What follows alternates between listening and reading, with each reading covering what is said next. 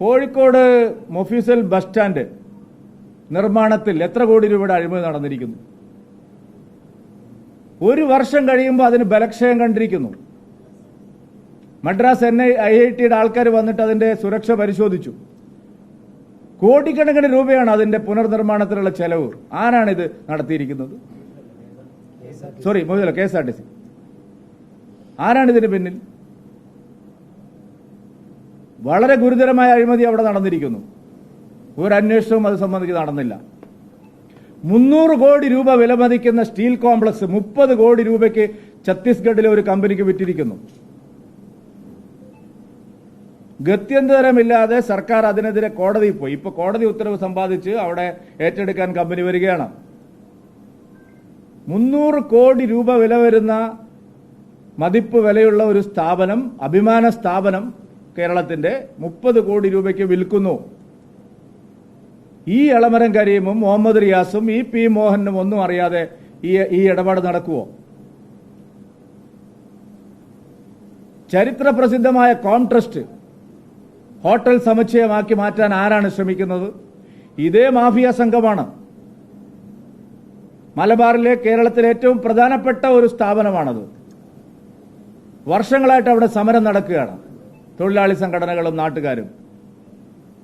Comtrust ഏറ്റെടുക്കണമെന്ന് ആവശ്യപ്പെട്ടുകൊണ്ടുള്ള നിയമ നടപടിയിൽ supreme കോടതി വിധി പറഞ്ഞിരിക്കുക. പക്ഷെ അതൊരു ഹോട്ടൽ ശൃംഖലയ്ക്ക് കൈമാറാനാണ് നീക്കം. റിയൽ എസ്റ്റേറ്റ് മാഫിയകൾ, IT പാർക്കിനോടനുബന്ധിച്ച് നടന്ന കച്ചവടങ്ങൾ എല്ലാം അന്വേഷണത്തിന്റെ പരിധിയിൽ വരേണ്ടതാണ്. അതൊന്നും അന്വേഷിക്കുന്നില്ല. കഴിഞ്ഞ 8 വർഷമായിട്ട് ഒരു മാഫിയ സംഘം കോഴിക്കോട് കേന്ദ്രീകരിച്ച് പ്രവർത്തിച്ചുകൊണ്ടിരിക്കുകയാണ്. ആ മാഫിയ സംഘത്തിന്റെ ഭാഗം തന്നെയാണ് ഇപ്പോഴത്തെ PSC കോഴയുടെ പിന്നിലുമുള്ളത്. ശരിയായ അന്വേഷണം വേണം. ഞങ്ങൾ ആ കാര്യത്തിൽ ഉറച്ച നിലപാടാണ്. ആളുകളെ വഴിതിരിച്ചു വിട്ട് പ്രശ്നം പരിഹരിക്കാമെന്ന് നിങ്ങൾ വിചാരിക്കുന്നുണ്ടെങ്കിൽ ഞങ്ങൾ ഇതിന്റെ പിന്നാലെ തന്നെ ഉണ്ട്. നിയമ നടപടികളുമായിട്ട് പോകും. DGPക്കും ഗവർണർക്കും ഞങ്ങൾ പരാതി കൊടുക്കുന്നു. ബാക്കി അത് കഴിഞ്ഞിട്ട് നടപടിയൊന്നും ഉണ്ടായില്ലെങ്കിൽ ഇത് മണി ലോണ്ടറിംഗ് ആക്ടിന്റെ പരിധിയിൽ വരുന്ന കേസാണ്. മറ്റു പല കാര്യങ്ങളും പിന്നീട് പരിശോധിക്കേണ്ടി വരും. അല്ല, ആദ്യം സംസ്ഥാന ഏജൻസികൾ ഒരു FIR ഇടണമല്ലോ. എന്തിനാണ് കേന്ദ്രം തിരക്ക് പിടിക്കുന്നത്? കേന്ദ്രത്തിന്റെ അന്വേഷണ ഏജൻസികൾ വരേണ്ട സമയത്ത് വരും. ഇത് ഒരു ചെറിയ കളിയല്ല. 22 ലക്ഷം രൂപ വാങ്ങിയെന്നും കൊടുത്തുവെന്നും പാർട്ടി തന്നെ സമ്മതിച്ച് നടപടിയും എടുത്ത് എന്നിട്ടും ഒരു പോലീസ് കേസെടുക്കുന്നില്ല എന്ന് പറഞ്ഞാൽ അതൊരു ചെറിയ കാര്യമല്ല. ഞങ്ങൾ അതിന്റെ പിന്നാലെ തന്നെ ഉണ്ട്. ഞാൻ ചോദിക്കുന്നത്, മുഖ്യമന്ത്രി പിണറായി വിജയന്റെ വകുപ്പിന്റെ മുമ്പിലല്ല ഈ കേസുള്ളത്. നമ്മുടെ നാട്ടിൽ നിയമവാഴ്ചയില്ലേ? പിണറായി വിജയൻ നേരിട്ട് ആഭ്യന്തര വകുപ്പ് കൈകാര്യം ചെയ്യുകയാണ്. പിണറായി വിജയന്റെ സണ്ണിലോ ആണ് ഇവിടുത്തെ സൂപ്പർ മുഖ്യമന്ത്രി. അദ്ദേഹം പാർട്ടിക്ക് പരാതി കൊടുത്തു എന്നാണ് പറയുന്നത്. ഗോവിന്ദ് പറയുന്നത് എനിക്കൊരു പരാതി കിട്ടിയിട്ടില്ല. ഈ നാടകമൊക്കെ അങ്ങ് പാർട്ടി ഓഫീസിൽ വെച്ചാൽ മതി. ഇതിപ്പോഴും പാർട്ടിയുടെ പ്രശ്നമല്ല. ഇത് നമ്മുടെ നാട്ടിലെ നിയമവാഴ്ചയുമായി ബന്ധപ്പെട്ട് നിൽക്കുന്ന ഒരു പ്രശ്നമാണ്. അങ്ങനെയല്ലല്ലോ. എന്തുകൊണ്ടാണെന്നുള്ളതിന്റെ ധാർമ്മികമായ ഉത്തരം അവർ പറയണ്ടേ? ഇത്രയും ഗുരുതരമായ ഒരു കേസ് കണ്ടെത്തുകയും അതിന്റെ പ്രഭവ കേന്ദ്രം എന്താണെന്ന് കണ്ടെത്തുകയും പണം കൈമാറിയെന്ന് സ്ഥിരീകരിക്കുകയും അഴിമതിയാണെന്ന് സമ്മതിക്കുകയും അതിന്റെ പേരിൽ നടപടിയെടുക്കുകയും ചെയ്യുന്നു. ഇത്രയും തെളിവുകൾ നമ്മുടെ ചിത്രത്തിന് മുമ്പിൽ നിൽക്കുകയാണ്.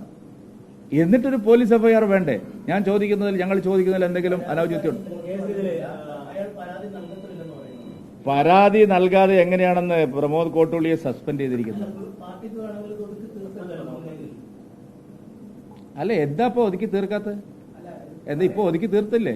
അല്ല, പാർട്ടി എന്തോ വലിയ മഹാകാര്യം ചെയ്തു എന്ന് നിങ്ങൾ പറ. എന്താണ് പാർട്ടി എന്ത് മഹാകാര്യം ചെയ്ത്? പോലീസിന് കൊടുക്കണം. ഇത് അവിടെയാണ് തീർപ്പ് കൽപ്പിക്കേണ്ടത്. പാർട്ടി കോടതിയല്ല ഇത്. ചൈനയല്ല, ഇന്ത്യ രാജ്യമാണ്. ഇവിടെ നിയമവ്യവസ്ഥയുണ്ട്. പാർട്ടി കോടതി തീരുമാനിച്ചിട്ട് ഒരാളെ മാറ്റി നിർത്തുന്നു, തിരിച്ചെടുക്കുന്നു എന്നുള്ളത് ജനങ്ങളെ സംബന്ധിച്ച വിഷയമുള്ള കാര്യമല്ല. പാർട്ടി കോടതി തീരുമാനിക്കാനുള്ളതല്ല ഇത്.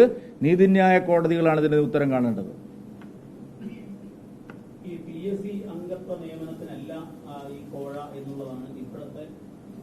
ആയിക്കോട്ടെ. അല്ല, PSC നിയമന കോഴ അല്ലെങ്കിൽ ഏത് കോഴയാണെന്ന് അന്വേഷിച്ച് കണ്ടുപിടിക്കണമെന്ന്. PSC നിയമന കോഴയല്ല. ആയുഷിൽ ജോലി കൊടുക്കാനാണെന്നാണ് നിങ്ങൾ പറയുന്നതെങ്കിൽ ഞങ്ങളാരും ഇപ്പം അതൊന്നും അല്ല വേണ്ടെന്ന് പറഞ്ഞില്ലല്ലോ. അല്ല ആയിക്കോട്ടെന്ന് ഞാൻ പറഞ്ഞത്, ഇതിന് വ്യക്തത വരുത്തുന്നത് ആരാണ് വ്യക്തത വരുത്തേണ്ടത്?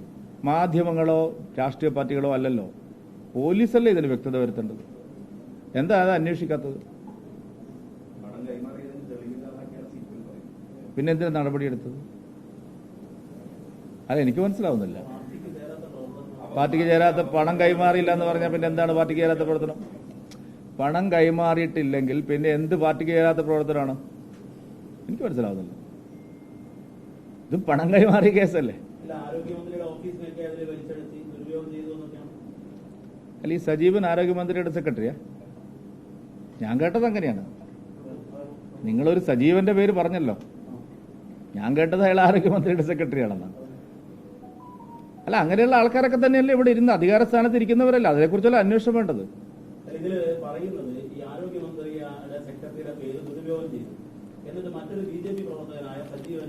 അത് ഏതാണെന്നാണെന്ന് സാർ, ആ നമ്പർ ഞാൻ ട്രൂ കോളറിൽ അടിച്ചു നോക്കിയപ്പോൾ അത് ആരോഗ്യമന്ത്രിയുടെ സെക്രട്ടറിയുടെ നമ്പറാണ് എനിക്ക് കിട്ടുന്നത്.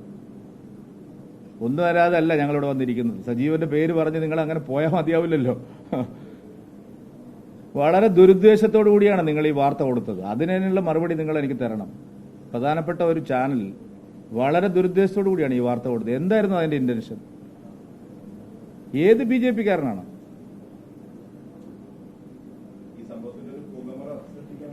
അല്ല, CPM കൊടുത്ത വാർത്തയല്ലത്, CPMന്റെ ക്യാപ്സ്യൂളാണത്. ഞാൻ അതുകൊണ്ടല്ല ചാലഞ്ച് ചെയ്യുന്നു. BJPയുടെ ഏതെങ്കിലും ഒരു പ്രാഥമിക അംഗത്തെയെങ്കിലും നിങ്ങൾക്ക് ചൂണ്ടിക്കാണിക്കാൻ കഴിയുമോ? ബാക്കിയുള്ളവരെ വിട്, നേതാവ് വിട്. ഒരു പ്രൈമറി മെമ്പർഷിപ്പ് ഉള്ള ആളെങ്കിലും നിങ്ങൾക്ക് ചൂണ്ടിക്കാണിക്കാൻ കഴിയുമോ? പിന്നെ എന്തിനാണ് ഇങ്ങനെ ഒരു നീചകൃത്യം നമ്മൾ ചെയ്യുന്നത്?